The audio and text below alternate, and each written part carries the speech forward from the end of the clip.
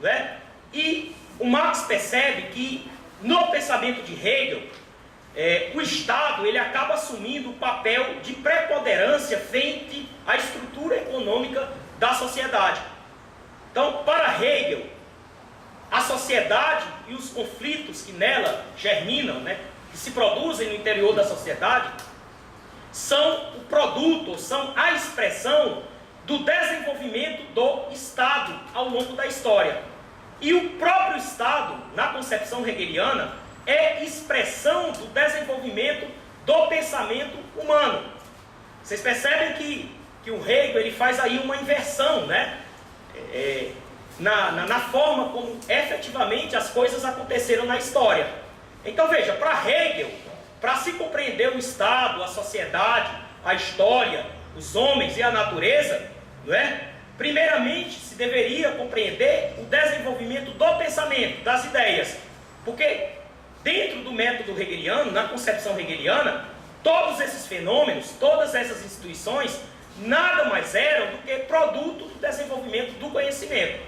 Então, cada etapa na história da humanidade era a manifestação daquilo que Hegel denominava de espírito absoluto. Então, o espírito absoluto nada mais era do que o desenvolvimento das ideias, não é? A evolução das ideias ao longo da história da humanidade. Então, veja, nessa obra, Crítica da Filosofia do Direito de Hegel, o Marx vai fazer uma inversão da análise hegeliana e vai chegar à conclusão, e aí vai ser uma conclusão fundamental para o desenvolvimento posterior do seu pensamento, que, ao contrário do que Hegel defendia nas suas obras, o Estado não era a causa, o fundamento do desenvolvimento da sociedade humana. Na verdade, o Estado é que deveria ser estudado a partir da compreensão das várias formas de organização social que os homens desenvolveram ao longo da história, né? O Marx vai dizer aí, na Crítica da Filosofia de Hegel, que o Estado só pode ser compreendido, né, pelo estudo, pela análise das formações sociais, né? Bom, isso aí vai ser de grande importância no pensamento de Marx. Porque, veja, se Marx chega à conclusão, e é uma conclusão acertada, de que o fundamento do Estado, o fundamento da democracia, a causa da existência das instituições políticas se encontram na forma como a sociedade está organizada, a grande tarefa que se colocava nesse momento para Marx era estudar com profundidade a estrutura da sociedade burguesa, né? Então veja, o Marx ele já começa a fazer uma nova transição para uma outra etapa do seu pensamento. Pode passar. Bom, isso aqui é a Gazeta Renana, né, que Marx participou como redator nos anos de 1842 e 1843. Pode passar. Bom, aqui são as obras que ele produziu na época da Gazeta Renana. Esse livro aqui, Liberdade de Imprensa, contém os principais textos elaborados por Marx sobre a questão, sobre o direito de liberdade. Não só na época, né, da monarquia absoluta na Alemanha, como também posteriormente, né? Então esse livro aqui, ele reúne não só escritos da época da Gazeta Renana, mas também obras ou artigos que o Marx produziu posteriormente. Esse livro foi publicado no Brasil há algum tempo atrás pela LPM, né, e encontra disponível aí facilmente nas livrarias. Isso aqui são os escritos de juventude do Marx, né? Na verdade, os escritos de juventude de Marx não foram publicados em português, né? Existe uma publicação em espanhol, em castelhano, que foi produzida no México. Então, a dificuldade de acesso aos escritos da juventude de Marx e de Engels é imensa, né? Praticamente a gente não encontra, né? A não ser alguns textos, como por exemplo os textos sobre a liberdade de imprensa, que foram traduzidos para o português, mas a grande maioria dos textos que foram elaborados na juventude de Marx, né, só é possível ter acesso nessa edição, né, em espanhol. Pode passar.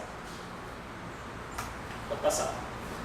Bom, isso aqui é o livro A Crítica da Filosofia do Direito de Hegel, né?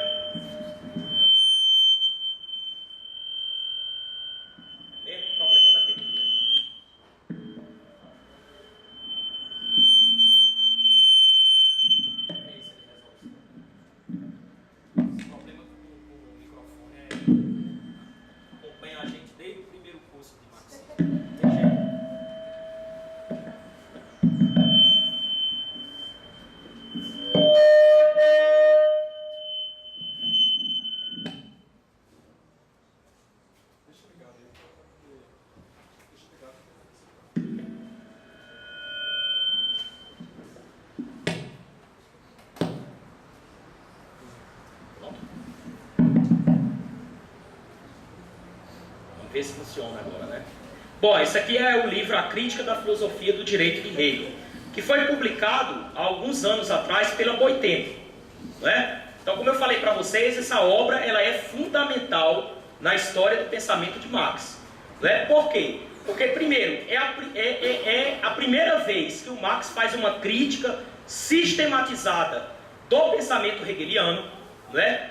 E chega à conclusão, como eu falei para vocês no momento anterior, de que a análise que o Hegel fazia sobre o desenvolvimento da sociedade e do Estado era uma análise idealista, não tinha fundamento na história, né? Então, quando Hegel falava que a sociedade, a família, as instituições políticas e os conflitos eram resultados do desenvolvimento do Estado e que o Estado era produto do desenvolvimento, da evolução do conhecimento, né, o Marx chega à conclusão de que essa tese hegeliana não tinha fundamento na história da humanidade. E é exatamente aqui nessa obra, em 1843, 1844, que Marx vai dar um grande salto, né, vai entrar numa nova etapa do seu pensamento, ao concluir que, se nós quiséssemos compreender o que é o Estado, o que são os conflitos, né, o que são as instituições políticas, nós deveríamos mergulhar na estrutura da sociedade, na forma como a sociedade produz a sua vida material. Então veja, quando Marx chega a essa conclusão, em 1843 e 1844, ele dá o passo que ele necessitava, não é, para poder iniciar os seus primeiros estudos sobre economia. Né? Porque se você quer compreender a sociedade, a estrutura social e a forma como os homens produzem a sua vida material, você tem necessariamente que realizar o estudo da estrutura econômica, né? Porque a economia é a base, é a responsável pela mediação entre o homem e a natureza, né? Através do trabalho, o homem produz, transforma a natureza e extrai da natureza os bens que a sociedade necessita, né, para continuar existindo, para se reproduzir. Então, essa ideia, essa tese, que foi fundamental no desenvolvimento do pensamento marxista, ele vai desenvolver aqui, nesse livro de 1843, 1844. Pode passar. Pode passar. Bom, veja, nesse momento, o Marx começa a ter contato com um pensador que foi muito importante na história da filosofia no século XIX, não é? Que, por sinal, havia participado do mesmo grupo que Marx participou na juventude, que foram os jovens hegelianos. Esse pensador, que alguns de vocês conhecem, né, Ludwig Feuerbach, havia produzido uma crítica materialista de Hegel. Foi o único pensador dessa época aí, da juventude de Marx, que produziu uma crítica sistemática e materialista do pensamento de Hegel, né? Bom, isso foi possível porque o Feuerbach era um dos principais hegelianos de esquerda, né? Tinha domínio sobre o pensamento e sobre o método de Hegel. Bom, o fato é que Ludwig Feuerbach ele vai produzir uma obra que foi extremamente importante para a crítica da religião, né? Alguns de vocês aí já devem ter tomado contato com a essência do cristianismo. Alguém aí já leu a essência do cristianismo, de Feuerbach? A essência do cristianismo foi elaborada, produzida em 1841, né? E lá nesse livro, ele vai demonstrar que, para se compreender a essência da religião, né? E era disso que se tratava no momento, porque a religião na Alemanha jogava um papel extremamente reacionário, conservador, né? Até porque a Alemanha ainda estava nesse período de transição do feudalismo ao capitalismo. Então, como a censura era muito presente, né, na universidade, os jovens hegelianos eles procuravam fazer a crítica do Estado e da política na Alemanha através da crítica da religião. Então eles se aproveitavam indiretamente da crítica da religião dominante, que vivia de mãos dadas com o governo com o Estado para realizar a crítica do Estado e da política. Então, nesse livro, A Essência do Cristianismo, o Feuerbach vai demonstrar que a religião é um produto histórico dos homens. Então, ao contrário de tudo aquilo que os pensadores católicos, os pensadores da escolástica haviam defendido, de que a história era um produto da vontade da providência divina, o Feuerbach vai demonstrar que a religião, a própria religião, só poderia ser compreendida, e tinha como fundamento o desenvolvimento da história da humanidade. A religião, para Feuerbach, era a concentração, daqueles sentimentos, ou daquelas, vamos dizer assim, daquelas características que todos os homens gostariam de ter. A justiça, a bondade, o bom senso, a solidariedade, quer dizer, aqueles princípios que a religião consagrava, e que para ela era produto da vontade da providência, para Feuerbach era exatamente aquilo que os homens desejavam concretizar na história, mas que não conseguiam. E aí esses sentimentos humanos acabavam sendo alienados numa providência divina. Então a religião era a expressão do medo, era a expressão da alienação, era a expressão das fraquezas humanas. Então tudo que os homens queriam realizar na terra e não conseguiam, por conta da forma como a sociedade se organizava ao longo da história, ele projetava numa entidade divina, numa providência divina, que é Deus. Então veja, nesse livro, A Essência do Cristianismo, o Feuerbach, de certa forma, vai realizar uma crítica materialista ao fenômeno da religião. E vai resgatar os pensadores materialistas do século XVIII. Vai resgatar a filosofia materialista do século XVIII. Bom, o Marx ele vai estudar as obras de Feuerbach, vai se tornar um feuerbachiano, vai deixar de ser hegeliano, idealista, e vai se tornar um feuerbachiano materialista, e a partir da filosofia de Feuerbach, da filosofia crítica de Feuerbach, ele vai produzir vários textos interessantes nessa época. Um dos textos que Marx produz aí em 1844 é o chamado A Questão Judia. Bruno, passa aí que eu tenho que... Bom, isso aqui, esse livro, sobre a questão judia, que foi publicado também pela Boitempo, recentemente. Nessa obra aí, o Marx vai fazer uma crítica da Revolução Democrática Burguesa. Ele vai mostrar que a emancipação política no interior da sociedade capitalista, ou seja, o acesso aos direitos políticos, aos direitos democráticos e aos direitos sociais, como nós entendemos hoje, nós chamamos de cidadania hoje, na sociedade contemporânea. O Marx ele vai defender nessa obra aí, em 1844, que a cidadania burguesa, a emancipação política burguesa, era uma emancipação extremamente limitada. Por quê? Porque a emancipação política, o acesso a direitos, não significa a superação do processo de exploração capitalista.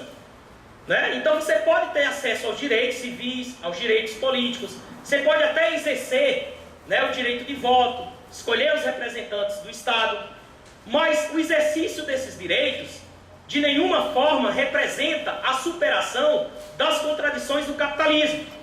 Sequer a emancipação política mexe na raiz da exploração capitalista, que é a propriedade privada. E hoje nós vemos claramente que a cidadania burguesa ela é extremamente limitada. Primeiro, nem todo mundo tem acesso aos direitos de cidadania. Por quê? Porque os direitos de cidadania na sociedade capitalista elas são mediadas pelo poder econômico. Então, se você não tem o poder econômico, o domínio sobre o capital, você não consegue exercer as liberdades e os direitos na sua plenitude. Os trabalhadores necessariamente estão alijados da emancipação política, do acesso aos direitos. E quando tem acesso a esses direitos, né, esse processo se dá de forma extremamente limitada. Né? Se a gente pegar, por exemplo, o direito de voto. O direito de voto na sociedade capitalista, ele passa a falsa impressão de que os trabalhadores estão, não é, tendo poder de decisão sobre os rumos do Estado. Não é?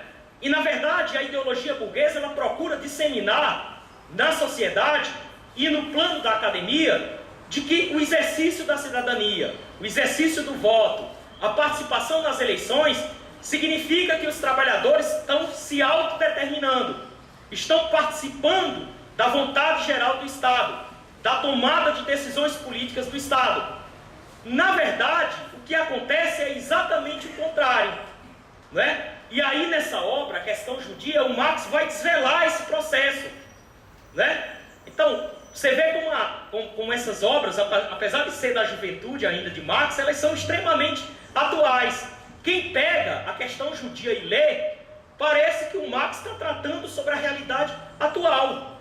Quando ele fala da emancipação política lá, e faz uma crítica ao direito burguês, né, às constituições burguesas, mostrando que elas expressam, na verdade, os interesses da classe dominante e protegem a base da sociedade capitalista, que é a propriedade privada, parece que o Marx está falando da sociedade atual.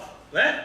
Então essa obra aí, A Questão Judia, apesar do Marx estar ainda sob a influência de Ludwig Feuerbach, ela é muito importante porque o Marx ele desvela as contradições da política, do Estado e da democracia burguesa. Bom, ao longo aí do ano de 1844, ele vai produzir outras obras interessantes. Né? Por exemplo, tem um artigo de Marx, que é de agosto de 1844, onde ele analisa a primeira greve, a primeira manifestação operária na história da Alemanha, que foi a revolta dos operários, não é, da Silésia. Foi a primeira greve dos operários alemães. Ela se deu aí em 1844. E o Marx vai fazer uma análise dessa manifestação dos operários.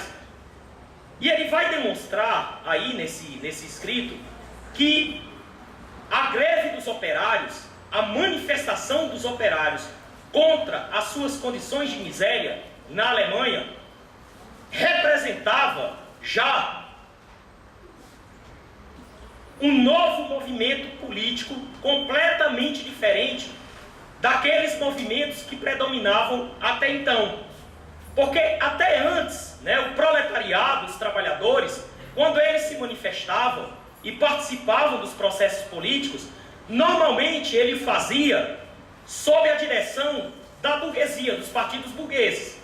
Se a gente pegar, por exemplo, a Revolução Francesa, né, a gente vai perceber que ela foi uma revolução de massas. Né?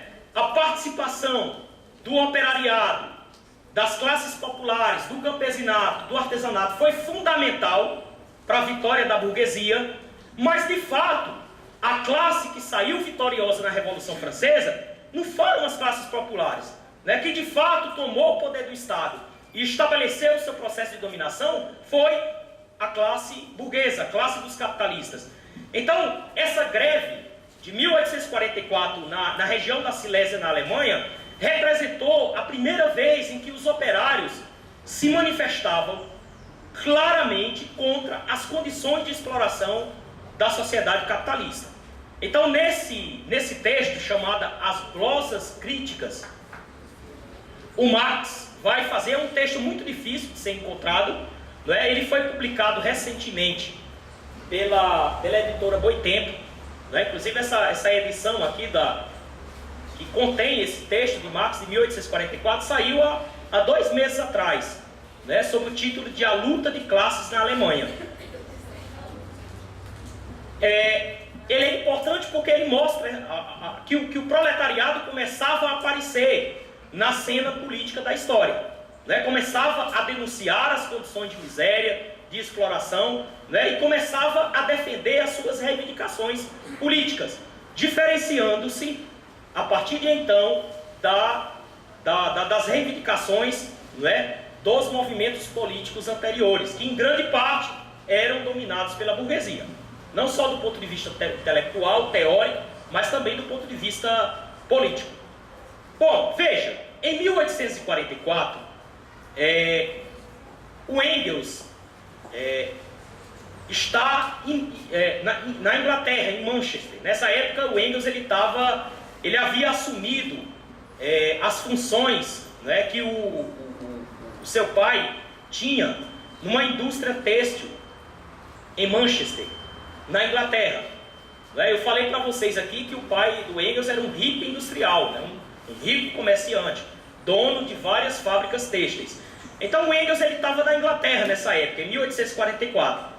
E quando o Engels chega em Manchester e assume as funções na empresa do pai dele, ele vai ter um primeiro contato com a condição de vida dos operários, né? E o Engels, diferentemente do Marx, ele era um pensador extremamente observador, né? O Engels, ele trabalhava, quando ele produzia as suas obras, produzia os seus escritos, ele fazia sobre a base da experimentação, da observação. Ele gostava de observar os acontecimentos, os fatos, né? E relatar esses fatos. Então, com base nas anotações que ele fazia sobre a realidade da indústria na Inglaterra e as condições do operariado inglês, ele produziu uma obra que, sem dúvida nenhuma, é uma das obras que fundam a concepção materialista da história, chamada A Situação da Classe Trabalhadora na Inglaterra. Bruno, passa aí para a gente. Aqui. A Situação da Classe Trabalhadora na Inglaterra, que teve 2 edições aqui no Brasil, né? Teve essa edição aí pela editora Global e teve uma edição recente também pela Boitempo, certo? Então nessa obra o Engels ele vai fazer uma análise do desenvolvimento do capitalismo liberal, né? Com base nas observações que ele fez da indústria inglesa, né? Ele vai produzir a primeira crítica do capitalismo. Então, na verdade, né, e aí é bom que a gente coloque isso, não foi Marx que produziu a primeira crítica do capitalismo. Na verdade, quem primeiro estudou a economia política, não é? E produziu os primeiros textos de crítica ao pensamento burguês, ao pensamento econômico, nos anais franco-prussianos, que foi uma revista que o Marx publicou na França, em Paris, no começo de 1844. Então veja, essas 2 grandes obras, Esboço de Crítica da Economia Política e A Situação da Classe Trabalhadora na Inglaterra, foram os primeiros textos de crítica marxista do pensamento político e econômico burguês. E foram os primeiros textos em que se faz uma análise do desenvolvimento do capitalismo, né? Inclusive esse texto, A Situação da Classe Trabalhadora na Inglaterra, ele é repleto de dados, né, sobre a situação da classe trabalhadora na Inglaterra. Ele descreve minuciosamente como é que os trabalhadores, né, se organizavam nas fábricas, o processo de exploração dos trabalhadores, as jornadas de trabalho estafantes, que chegavam a 17 horas por dia, a exploração de crianças, não é? De adolescentes e de mulheres nas fábricas inglesas, a opressão que as mulheres sofriam no interior da fábrica, a situação das crianças que eram deixadas pelas mães porque elas tinham que trabalhar, se não trabalhasse, né, a família não tinha como sobreviver, então muitas crianças eram abandonadas, né? As mães tinham que abandonar porque não tinha condição de se manter a família sem o trabalho, né, do pai e da mãe.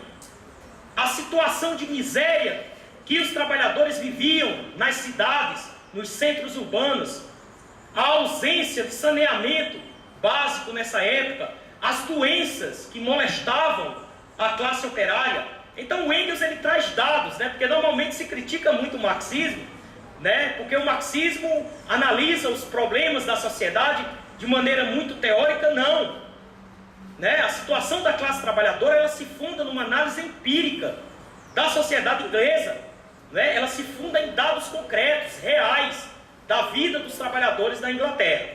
Então esses dois escritos, eles são, de certa forma, né, a fundação, se a gente pode dizer dessa forma, do materialismo histórico, propriamente dito, e da crítica da sociedade burguesa por Marx e Engels. Veja, em 1845, o Marx é expulso de Paris, por conta das suas atividades revolucionárias, né? Ele sai de Paris e vai para Bruxelas, na Bélgica, né? Então, os próximos anos, 45, 46, até 47, ele vai viver em Bruxelas, na Bélgica. E lá ele tem, vamos dizer assim, o seu encontro definitivo com Engels. Porque o primeiro encontro que Marx teve com Engels, isso é uma passagem interessante da história desses dois autores. O primeiro encontro que Marx e Engels tiveram foi em 1842, não é? Na época em que Marx era redator da Gazeta Renana.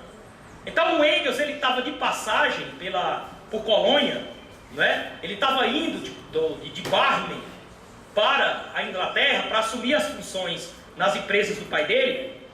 E por coincidência ele passou na sede da Gazeta Renana. E ele conheceu Marx nessa época, né? Então, como eram autores muito, muito jovens, né? Então cheio de entusiasmo, né? Bom, esse primeiro encontro inicial entre Marx e Engels foi extremamente complicado, né? Primeiramente, o Marx achou que o Engels era muito cheio de vontade, que era um pensador aburguesado, né? Que era um pensador que tinha costumes aristocráticos. Então, a visão inicial que o Marx teve de Engels foi uma visão extremamente negativa. É tanto que eles não continuaram se correspondendo. Bom, o segundo encontro deles dois vai se dar exatamente quando Marx estava na Bélgica, em Bruxelas, em 1845. Quando o Engels chega em Bruxelas, eles passam longos dias discutindo as suas concepções. E eles chegam à conclusão, né, de que eles haviam chegado ao mesmo referencial teórico, por caminhos extremamente diferentes, né? Ambos haviam sido neo-hegelianos, ambos foram discípulos de Hegel, né? Mas os dois trilharam caminhos completamente diferentes. Não só tinham origem diferente, mas trilharam caminhos no plano do conhecimento diferentes. Mas haviam chegado, por coincidência, ao mesmo referencial, ao materialismo histórico. Então, durante vários dias, eles vão, né, discutir, debater as suas convicções, e aí eles colocam como tarefa teórica produzir uma obra, um texto, que pudesse fazer uma crítica de conjunto às suas posições anteriores. Ou seja, fazer uma crítica de conjunto sistemática tanto ao pensamento de Hegel quanto ao pensamento dos jovens hegelianos, inclusive de Feuerbach também. Então veja, dessa colaboração de Marx e Engels, de 1845 a 1846, vai surgir uma obra que é considerada uma obra ímpar, uma obra de suma importância na história do materialismo dialético, que é a ideologia alemã. Alguém ou algum de vocês já tiveram a oportunidade de ler a ideologia alemã? Quem já leu aqui? Você leu? Ah, tá certo.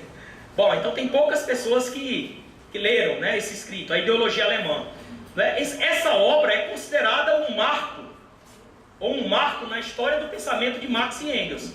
Por quê? Veja, apesar dessa obra não ter sido publicada, né, a intenção dos dois autores era publicar, porque é uma obra extremamente volumosa. Eu não sei se vocês já tiveram acesso à edição que foi publicada pela Boitempo, mas é uma obra volumosa, né, tem em torno de 600, 700 páginas.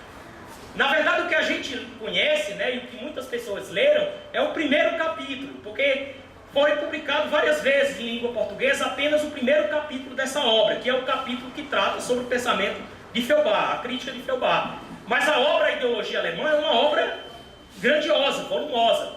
Né? Por quê? Porque nessa obra eles vão fazer uma espécie de prestação de conta com todas as concepções anteriores que eles haviam defendido, né? Desde as concepções hegelianas, o idealismo hegeliano, até o materialismo humanista filosófico de Feuerbach. E nesse texto, eles vão sintetizar pela primeira vez, de forma nítida, né, a teoria do materialismo histórico. Né? Bom, eles vão perceber, a partir dos seus estudos, que a explicação do desenvolvimento do conhecimento, das ideias, ao longo da história da humanidade, estava na forma como a sociedade se organizou ao longo do tempo. Né? Então eles vão fazer uma espécie de inversão do pensamento de Hegel. Né? Embora a gente não possa dizer que o trabalho que eles tiveram foi apenas de inverter. Não é isso. Né? Mas para simbolizar, né, o que eles fizeram na ideologia alemã, eles fizeram uma espécie de inversão do pensamento de Hegel.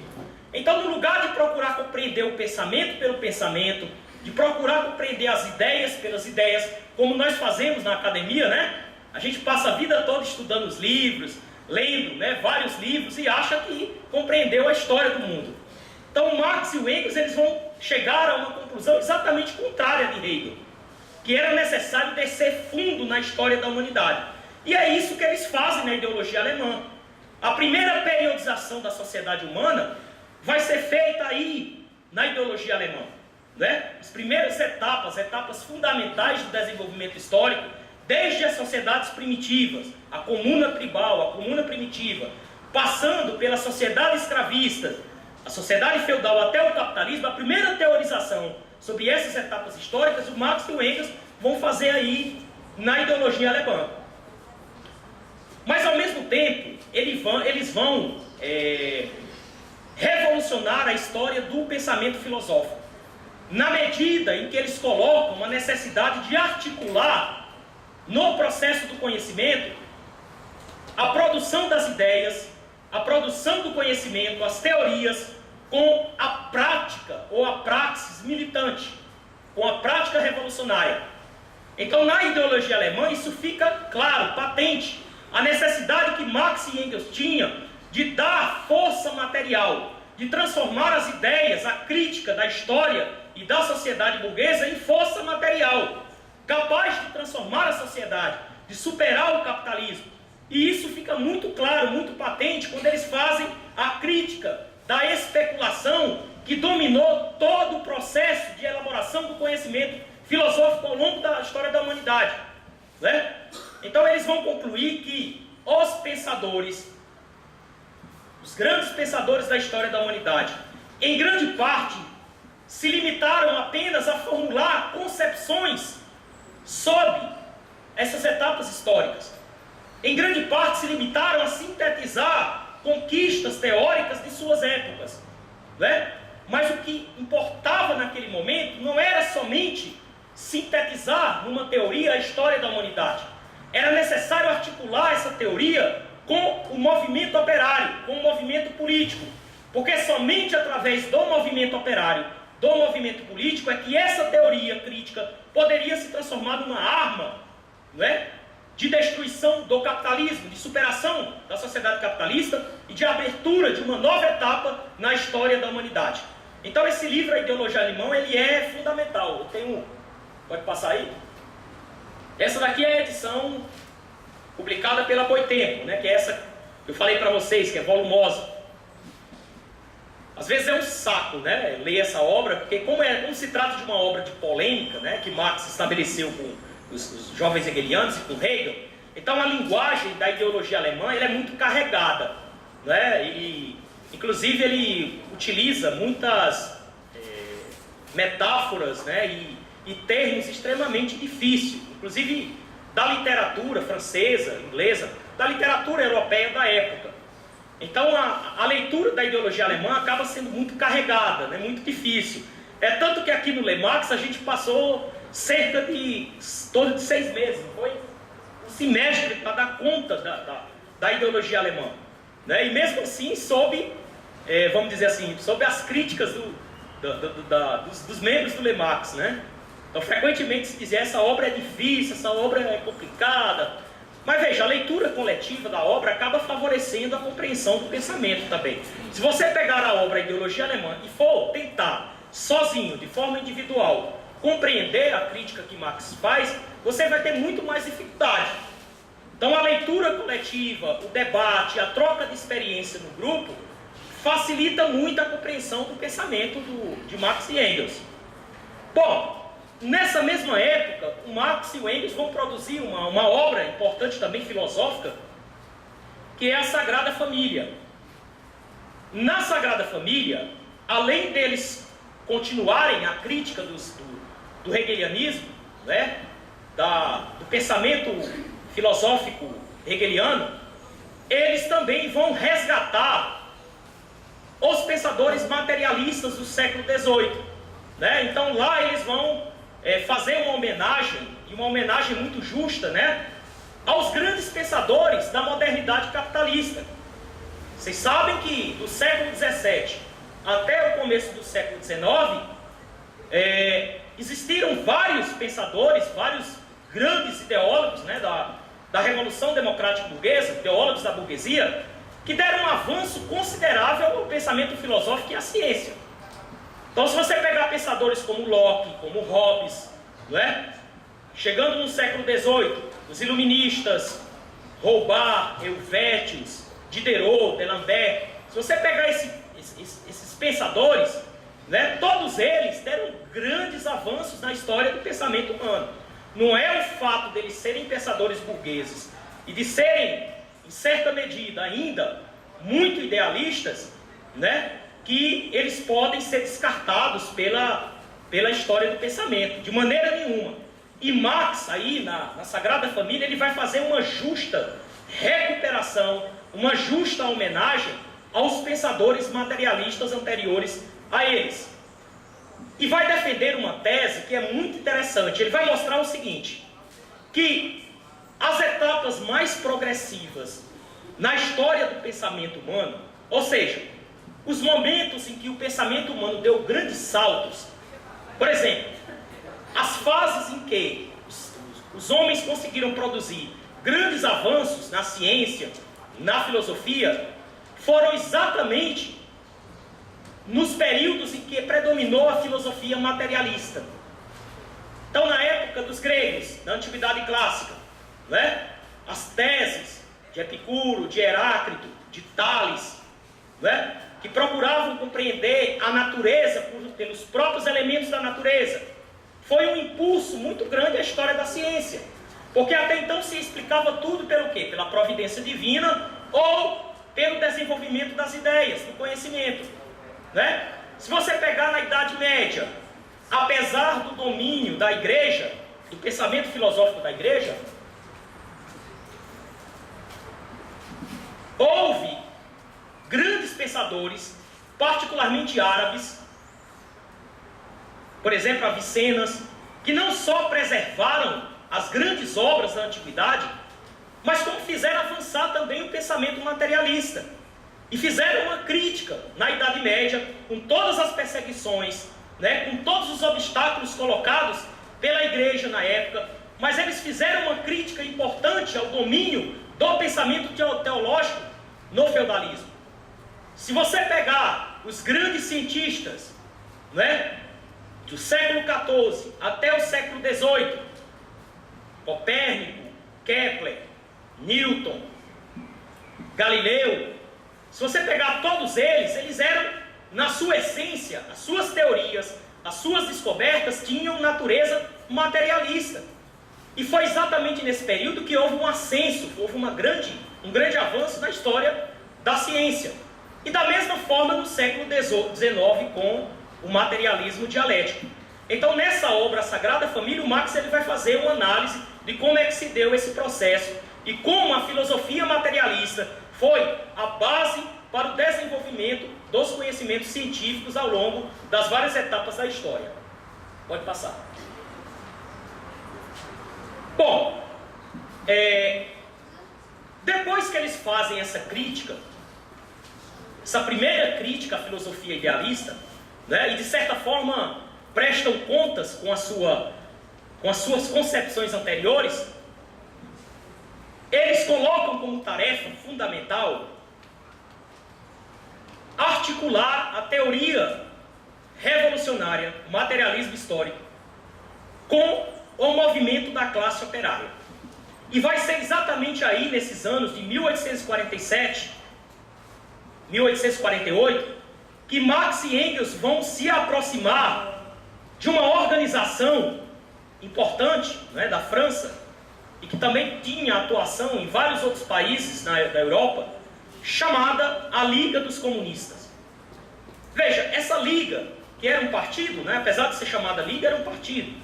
Ele existia desde a época de 1835, 34 e 35.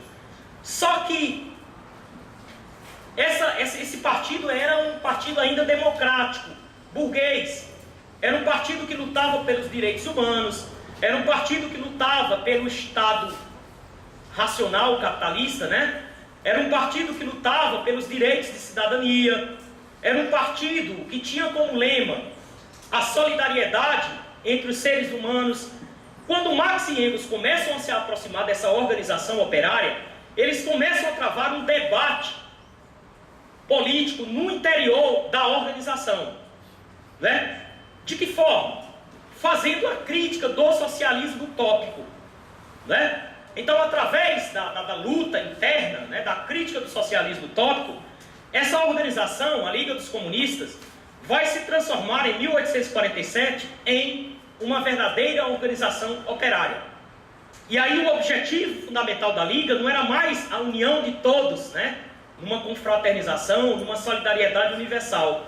O objetivo da Liga agora, daí por diante, com a intervenção de Marx e Engels, era a destruição da propriedade privada burguesa, a luta pela tomada do poder pelo proletariado e, portanto, a luta pelo socialismo. A Liga Comunista ela vai ter uma importância fundamental nas etapas revolucionárias ou nas lutas, nos grandes combates que foram travadas pela classe operária no ano de 1848 até 1850. Vocês já devem ter aqui estudado que 1848 foi um ano de grandes turbulências revolucionárias na Europa, né? Primeiramente, esse movimento revolucionário, essa revolução de 1848, ela foi o produto de uma crise econômica de grande dimensão que aconteceu em 1847, foi uma das primeiras crises do capitalismo, né? E em 1848, 1849, as classes que dominavam na época do feudalismo, né, a nobreza, o clero, procuravam retomar as suas posições, né? Queriam manter os seus privilégios, os privilégios que elas controlaram durante mais de 1000 anos. Então a Revolução de 1848 foi, de certa forma, a finalização da Revolução Burguesa de 1789. Foi a consumação do processo revolucionário burguês de 1789. Qual é a importância que tem essas jornadas revolucionárias de 48? Primeiro, os operários aparecem de forma nitidamente independente da burguesia. Eles se apresentam no processo revolucionário como uma classe que Marx chama, né? Marx vai chamar de classe para si. Porque até então o proletariado era uma classe em si, era uma classe indiferenciada, que não tinha objetivos políticos claros, que não tinha um programa político diferenciado das reivindicações burguesas. Então é exatamente aí nas jornadas revolucionárias de 1848 que o proletariado vai aparecer não só organizativamente independente, através da Liga Comunista, mas vai apresentar para a sociedade o primeiro programa político revolucionário do proletariado, que foi o Manifesto Comunista de 1848. Né? Pode passar aí, Bruno, Feliz.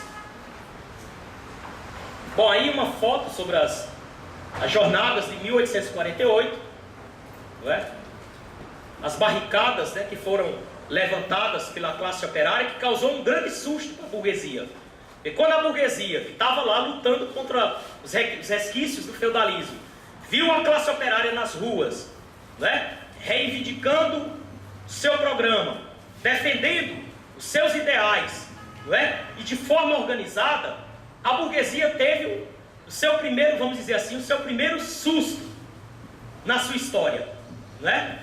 E não é à toa que a partir de 1848 o pensamento burguês ele acaba sofrendo uma série de mudanças do ponto de vista ideológico, porque até então a burguesia se apresentava como uma classe revolucionária, uma classe que tinha, né, posições progressistas, uma classe que defendia os interesses da humanidade como um todo. E a partir de 1848, com o aparecimento da classe operária na cena política, progressivamente a burguesia vai se tornando uma classe conservadora e reacionária, inclusive se aliando à aristocracia e ao clero para derrotar as manifestações e a rebeldia da classe operária. Então esse aqui é o Manifesto Comunista, né, que é, sem dúvida nenhuma, uma das obras fundamentais do pensamento marxista. Então, você quer começar a estudar o pensamento de Marx e Engels, né? A dica que os marxistas dão é começar pelo Manifesto Comunista. Porque o Manifesto Comunista não só sintetiza a história da humanidade, né, e apresenta o programa do proletariado, como ele foi redigido, né, na forma de manifesto, documento para ser apresentado pela classe operária. Então ele tem uma linguagem extremamente simples, né, e ele retrata fielmente as transformações que ocorriam no capitalismo nessa época, né? Nós podemos dizer que o Manifesto Comunista é ainda mais atual hoje do que o era na época de Marx, né? Inclusive o Manifesto Comunista causou uma estranheza enorme, né? Porque lá o Marx, ele de certa forma, ele prognostica, né? Ele lança o prognóstico de que o capital, a sociedade capitalista, na sua lógica interna, no seu desenvolvimento interno, tendia a um processo de internacionalização. Todos os aspectos da cultura, da produção material, do mercado, né, das relações de trabalho, tendiam a se internacionalizar.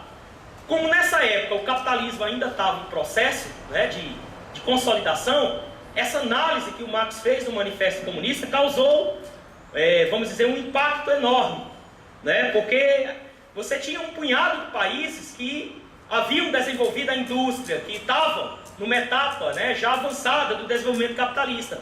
Mas a grande maioria da humanidade, a grande maioria dos países lá no século XIX, ainda estavam, né, no estágio ainda de economia agrária, né, de pré-capitalismo.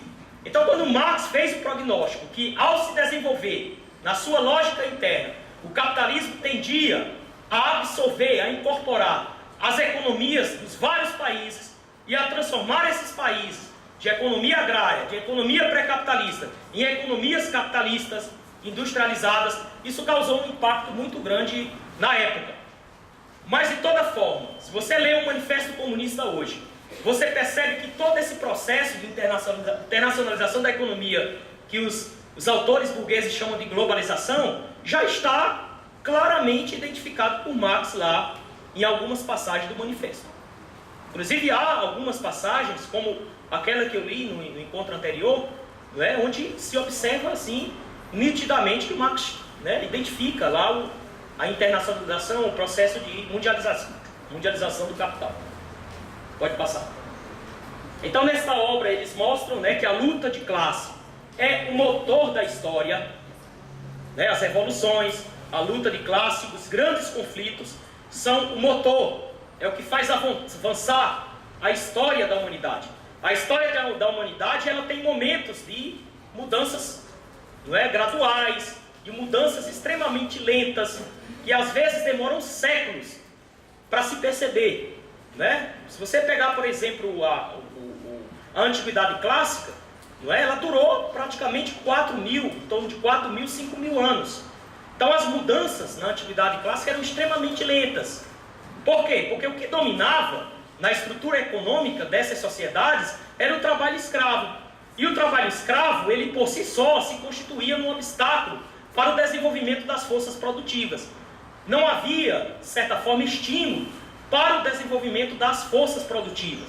da ciência, da técnica, das ferramentas. Por isso que a antiguidade clássica durou milhares e milhares de anos, né? O que é o contrário, exatamente o oposto da sociedade capitalista. A sociedade capitalista tem o quê?